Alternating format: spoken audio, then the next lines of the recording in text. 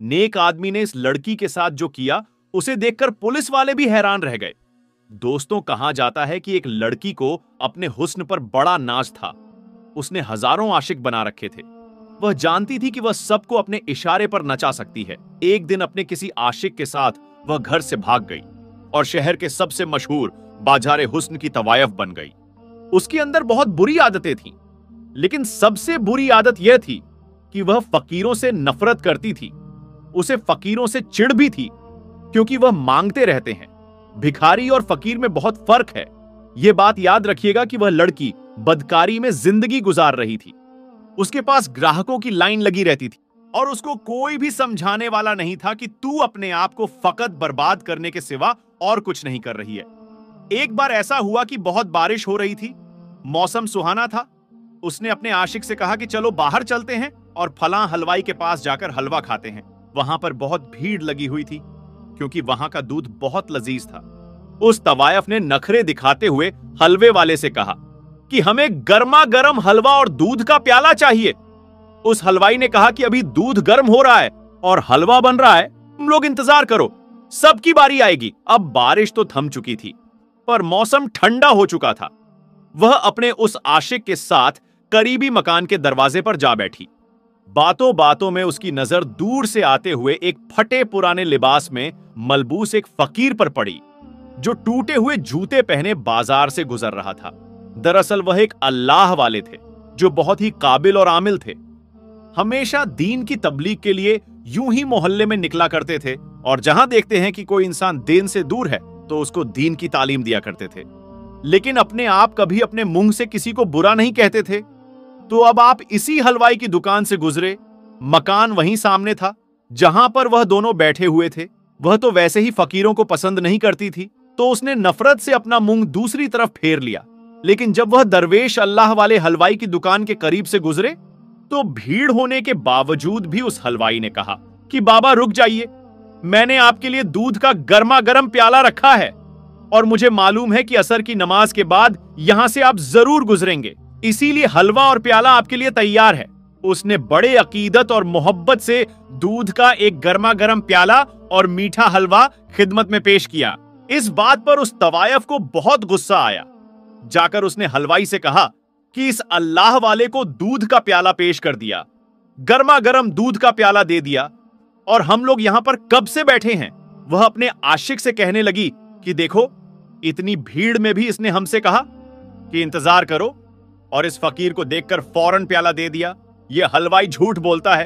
तो यहां पर अल्लाह वाले ने बैठकर बिस्मिल्लाहिर रहमानिर रहीम कहते हुए दूध पी लिया और अल्हम्दुलिल्लाह कहते हुए आगे चल पड़े।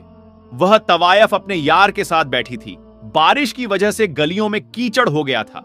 जब अल्लाह वाले उस मकान के सामने से गुजरे, तो बेख्याली में उन अल्लाह वाले का पांव कीचड़ में पड़ा, और जिससे कि कीचड़ उड़कर तवायफ के कपड़ों पर चला गया।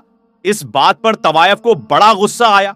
उसने चिल्लाकर कहा, मेरे इतनी कीमती लिबास पर इसने कीचड़ उछाल दिया है।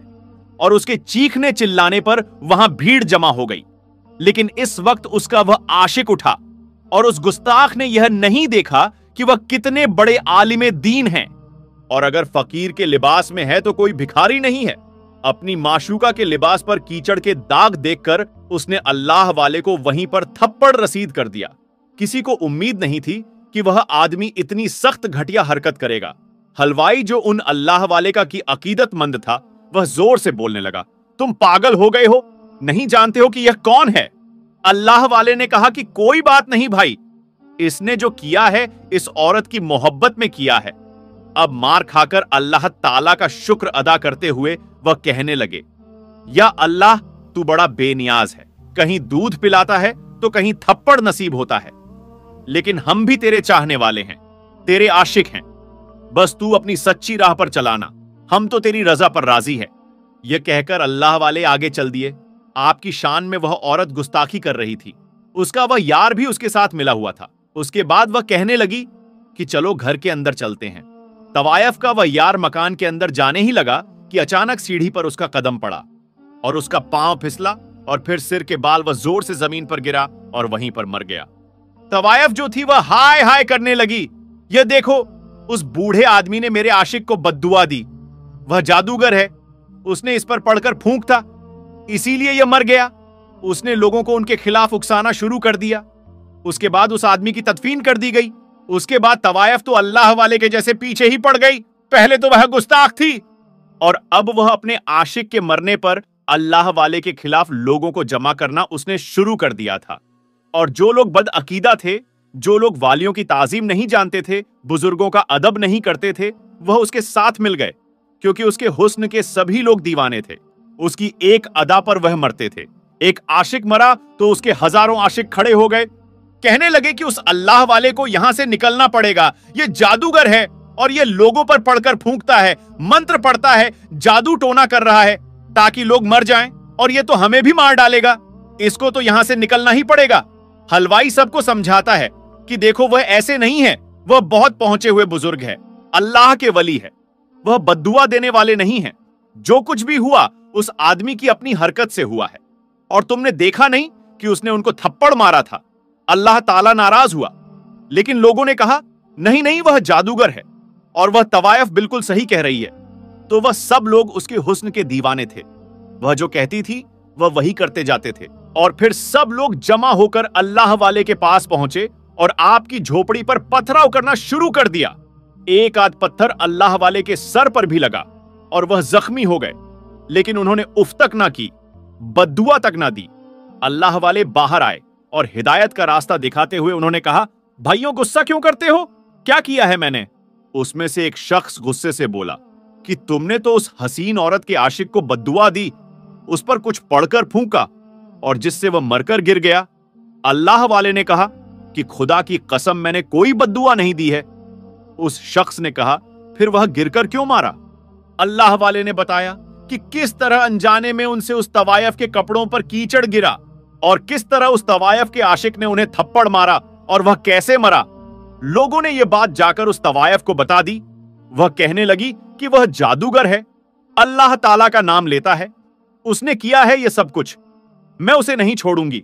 और उसको समझने वालों में वह हलवाई भी शामिल था। हलवाई कहने लगा कि देखो जो किया था वह मैंने किया था, मैंने तुम्हें दूध का प्याला नहीं दिया था, यह मेरी गलती है, और तुमने सारा गुस्सा उन अल्लाह वाले पर निकाल दिया।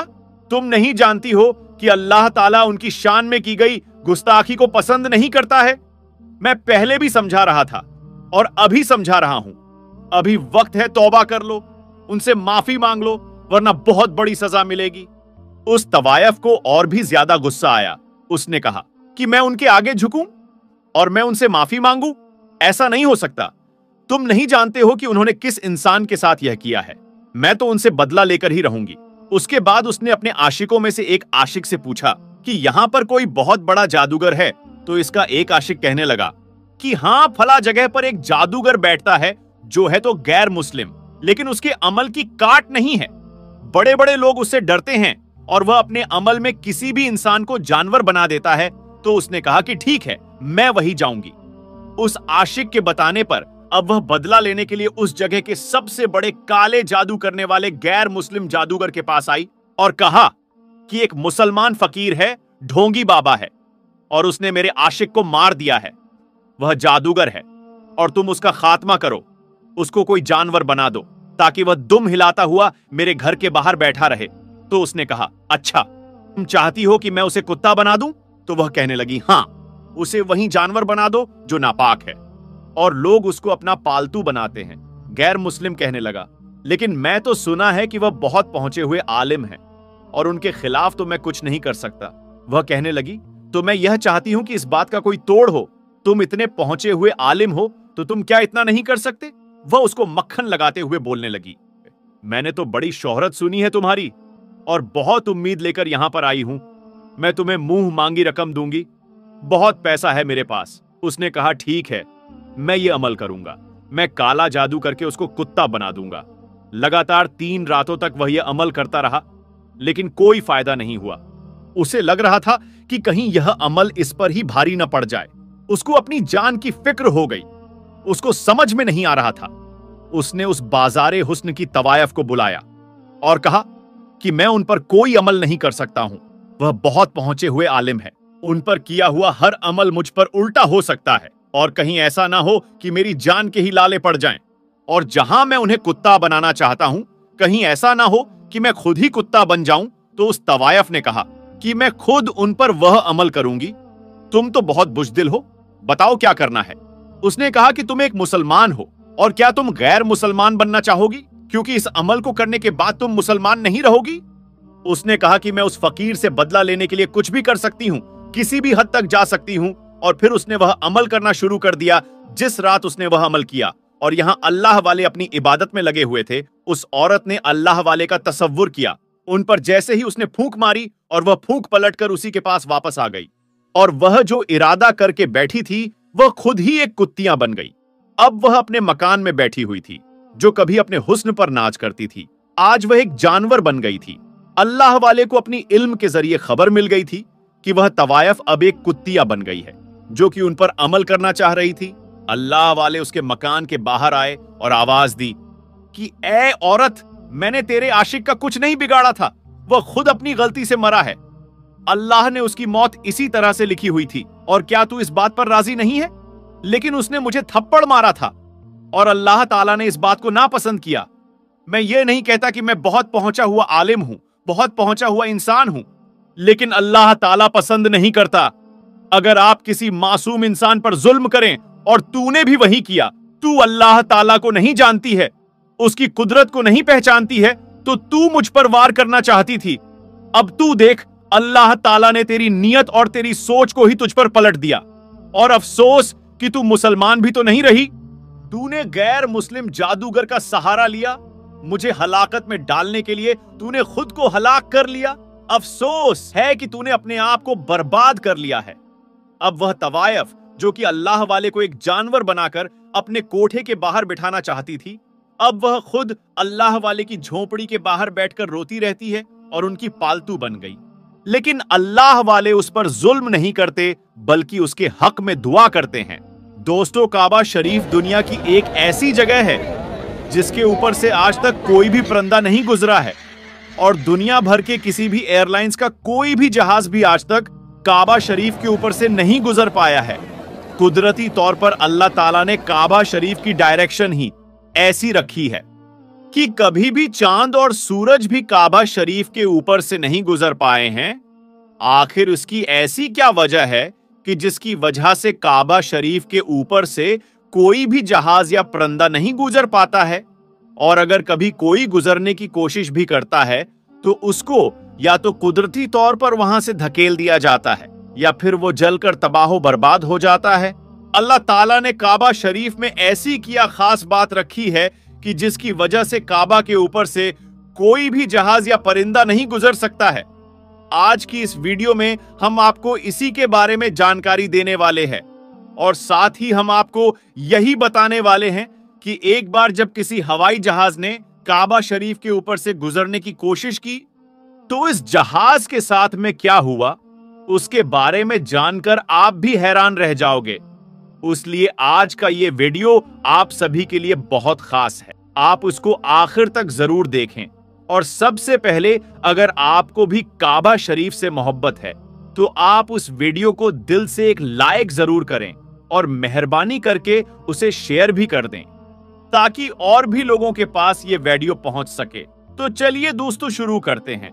दोस्तों, इस्लाम में मक्का और मदीने को जन्नत का दरवाजा माना गया है, इसलिए हर मुसलमान अपनी जिंदगी में एक बार मक्का और मदीना में जाने की ख्वाहिश जरूर रखता है और काबा शरीफ का तवाफ करना चाहता है, क्योंकि ये वही जगह है जहां पर हज मुकम्मल किया जाता है।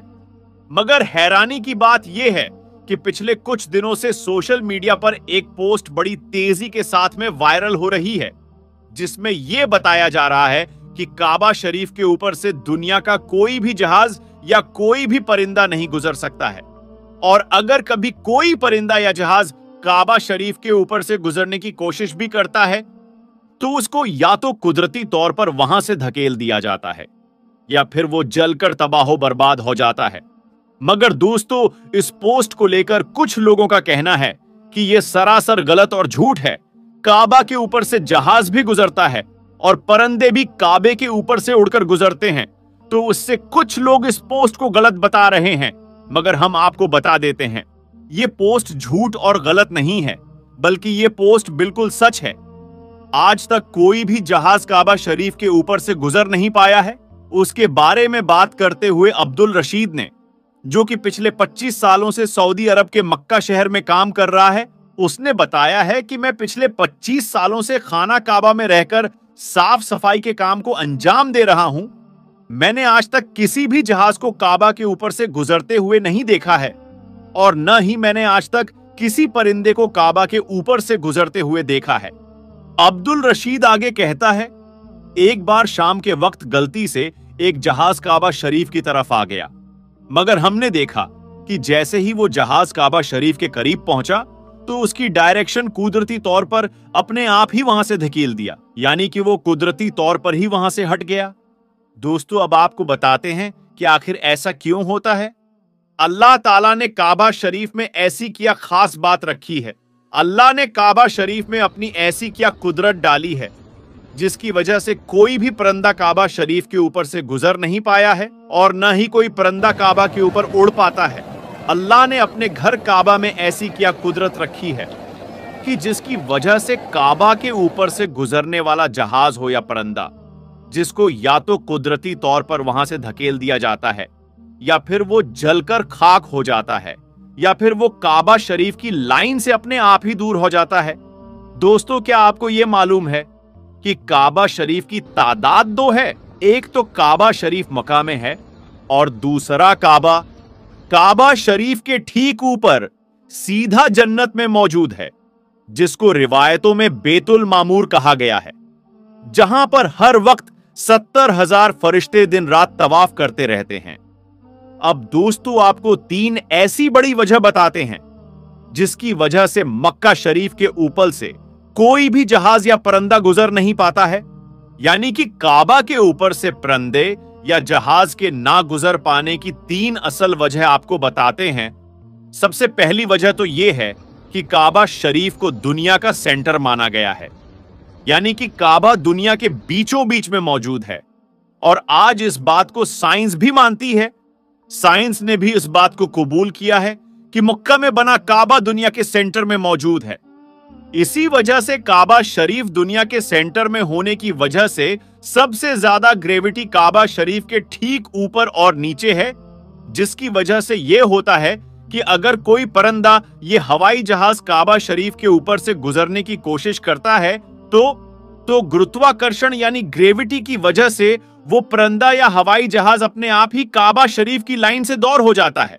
उसका मतलब यह हुआ कि काबा शरीफ के ऊपर कोई भी चीज, चाहे वो परिंदा हो, हवाई जहाज हो या फिर कोई और चीज हो, अल्लाह की कुदरत से अपने आप ही काबा शरीफ के ऊपर से हट जाती है और उस चीज को कुदरती तौर पर वहां से धकेल दिया जाता है। यानी कि उस चीज को अल्लाह की कुदरत से हटा दिया जाता है। यही वजह है कि काबा के ऊपर से कोई भी परिंदा या हवाई जहाज नहीं गुजर पाता है। अगर कभी कोई परिंदा या हवाई जहाज काबा के ऊपर से गुजरने की कोशिश करता है तो या तो उसको वहां से धकेल दिया जाता है या फिर वो जलकर खाक हो जाता है। इस बात को आप ऐसे समझ लीजिए कि अगर हमारे पास में चुंबक है, इस चुंबक के पास अगर किसी लोहे की चीज को लेकर जाते हैं तो वो चुंबक अपने आप ही इस लोहे की चीज को अपनी तरफ खींच लेता है और वो उससे चिपक जाता है। उसी तरह से अगर कोई चीज काबा के ऊपर आती है तो गुरुत्वाकर्षण यानी ग्रेविटी की वजह से कुदरती तौर पर ही हट जाती है। दोस्तों, यही वजह है कि सऊदी हुकूमत ने काबा शरीफ के ऊपर से हवाई जहाज के गुजरने पर सख्ती से पाबंदी लगा रखी है। उसी वजह से किसी भी किस्म का हवाई जहाज आज तक काबा के ऊपर से गुजर नहीं पाया है।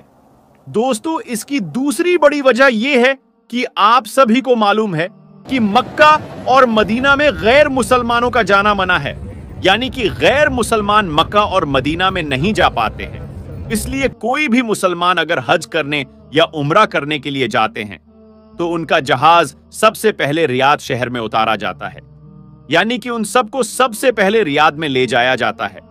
फिर उन सबको बसों या ट्रेनों में भरकर मक्का और मदीना ले जाया जाता है, क्योंकि अल्लाह पाक ने कुरान पाक में गैर मुसलमानों के लिए पाक सरजमीन मक्का में दाखिल होने पर पाबंदी लगाई गई है। और इसके अलावा भी ऐसी बहुत सी आयतें मौजूद हैं जो ये साबित करती हैं कि गैर मुसलमान मक्का और मदीना में दाखिल नहीं हो सकते हैं। इसलिए किसी भी हवाई जहाज को मक्का की सरजमीन में दाखिल होने से रोका जाता है, क्योंकि हो सकता है किसी हवाई जहाज में कोई गैर मुसलमान भी मौजूद हो और वो गलती से मक्का में दाखिल हो जाए। इसलिए सऊदी हुकूमत ने सख्ती से दुनिया भर की एयरलाइंस पर उसके लिए रोक लगा रखी है, यानी कि तमाम एयरलाइंस के लिए नो फ्लाई जोन करार दिया गया है। इसके अलावा इसकी एक वजह यह भी है कि जिन इलाकों में ऑयल या रिफाइनरीज मौजूद होती है, वहां पर भी किसी भी फ्लाइट या हवाई जहाज को गुजारने की इजाजत नहीं मिल पाती है, क्योंकि ऐसी जगह पर अगर कभी कोई हवाई जहाज गिर जाए तो फिर आप सोचिए कि वहां पर कितना बड़ा और कितना खौफनाक हादसा हो सकता है और कितना ज्यादा जान और माल का नुकसान हो सकता है। और मक्का शरीफ तो दुनिया की सबसे अहम तरीन जगह है। यही वजह है कि किसी भी हवाई जहाज को काबा शरीफ के ऊपर या करीब भी आने नहीं दिया जाता है, क्योंकि खुदा ना ख्वास्ता अगर कभी कोई भी मुस्लिम या काफिर या फिर कोई दहशतगर्दी के इरादे से किसी हवाई जहाज को हाईजैक करके मस्जिद अल हराम के पास ले जाकर उसको मार दे, तो फिर कितना बड़ा नुकसान हो सकता है। इसलिए सऊदी हुकूमत पूरी दुनिया के लिए यह वार्निंग जारी की हुई है कि अगर किसी ने भी काबा के ऊपर से हवाई जहाज गुजारने की कोशिश की तो उसको मिसाइल मारकर फौरन ही तबाह बर्बाद कर दिया जाएगा। तो दोस्तों, इससे मालूम होता है कि सऊदी हुकूमत की वजह से भी किसी भी हवाई जहाज को काबा शरीफ के ऊपर से गुजारने की इजाजत नहीं दी गई है। अगर हकीकी तौर पर देखा जाए तो काबा शरीफ सबसे पाक और मुकद्दस जगह है और यहां पर आकर दुनिया का हर मुसलमान अल्लाह की इबादत में मशगूल हो जाता है। ऐसे में अगर हवाई जहाज वहां से गुजरने लग जाए तो मुसलमानों की इबादत में खलल पैदा होने लग जाएगा। इस वजह से भी काबा के ऊपर से हवाई जहाज को गुजारने की इजाजत नहीं दी गई। याद रखें, अभी तक कोई भी हवाई जहाज काबा शरीफ के ऊपर से ना ही गुजरा है और इंशाअल्लाह ना ही कभी गुजरेगा। मस्जिद तोड़ने गए बुलडोजर के साथ कुछ ऐसा हुआ कि बुलडोजर लेकर भागना पड़ा। जी हां दोस्तों, मस्जिदों पर लगातार बुलडोजर की कार्रवाई होती हुई नजर आ रही है। लगातार मस्जिदों को, मदरसों को बुलडोजर से मिसमार कर दिया जा रहा है। लगातार मस्जिदों को तोड़ने का काम किया जा रहा है और एक और मस्जिद को तोड़ने के लिए जब बुलडोजर पहुंचा था, लेकिन फिर मुसलमानों ने कुछ ऐसा किया दोस्तों कि बुलडोजर को वहां से लेकर भागना पड़ा। कहां से यह खबर निकलकर सामने आ रही है दोस्तों? कहां से यह जानकारी निकलकर आ रही है? जहां पर नगर निगम के लोग अल्लाह के घर मस्जिद को तोड़ने के लिए गए थे, लेकिन फिर हुआ कुछ ऐसा कि सबको वहां से भागना पड़ा। कहां, कब और कैसे यह सब हुआ, पूरी जानकारी इस वीडियो में आपको देने जा रहे हैं। दोस्तों, ये हिंदुस्तान ही है जहां पर कुछ मस्जिद ऐसी हैं जहां पर गैर मुस्लिम हिंदू धर्म के लोग अजान दिया करते हैं और गंगा जमुनी तहजीब को इस तरीके से बचा रखा है कि जिसकी तारीख आज गवाही देती है और जिसके मेंबरों मेहराब आज हिंदू मुस्लिम एकता की आवाज बुलंद कर रहे हैं। जी हां दोस्तों, देश के अंदर जहां मस्जिदों पर बुलडोजर की कार्रवाई हो रही है, जहां बुलडोजर से अल्लाह के घर को तोड़ने का काम किया जा रहा है, जिस भारत के अंदर, उसी भारत के अंदर नालंदा की यह मस्जिद भी मौजूद है, जहां इबादत भी हिंदू लोग करते हैं, अजान भी हिंदू लोग ही देते हैं। कोई भी मुसलमान नहीं होने के बावजूद देश में यह मस्जिद मौजूद है और आज तक मौजूद है। इसकी देखरेख हिंदू भाई करते हैं। अजान समेत इबादत तक सभी हिंदू भाई ही करते हैं। लेकिन इसी देश के अंदर दोस्तों, देश की राजधानी दिल्ली में लगातार मस्जिदों को निशाना बनाया जा रहा है। अतिक्रमण के नाम पर मस्जिदों को तोड़ा जा रहा है। महरौली का मामला अभी ठंडा भी नहीं हुआ है कि एक और खबर कोल्हापुर से निकलकर वायरल हो गई। जी हां दोस्तों, कोल्हापुर में कुछ लोगों ने मस्जिद के बारे में शिकायत कर दी कि मस्जिद का जो निर्माण हुआ है वह अवैध हुआ है। जैसे कि दोस्तों, देश के अंदर जितनी मस्जिद का निर्माण हुआ है, ऐसा लगता है कि सब की सब अवैध है और बाकी जितने धर्मस्थल का निर्माण हुआ है सब के सब वैध हैं। आप देख सकते हैं कहां कहां किस किस धर्म के धर्मस्थल बने हुए हैं, लेकिन तमाम धर्म के धर्मस्थल मौजूद हैं।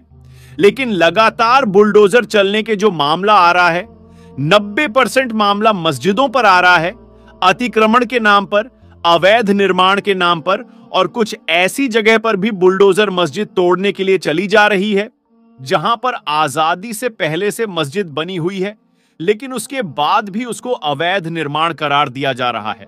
बहरहाल मामला कोल्हापुर का है, और कोल्हापुर में शिकायत के बाद नगर निगम के लोग दलबल के साथ मस्जिद को तोड़ने के लिए पहुंच गए थे। जबकि मामला अदालत के अंदर, कोर्ट के अंदर विचाराधीन था, यानी कोर्ट में मामला चल रहा था। लेकिन जानकारी के मुताबिक कुछ इस्लाम विरोधी लोगों के दबाव की वजह से नगर निगम के लोग मस्जिद तोड़ने को पहुंच गए थे। लेकिन जैसे ही मुसलमानों को लगा कि नगर निगम के लोग मस्जिद को तोड़ने के लिए पहुंचे हैं, तो मुसलमान ने फौरन अपने गमो गुस्से का इजहार किया और फौरन से मस्जिद की जगह पर भारी तादाद में मुसलमान पहुंच जाते हैं।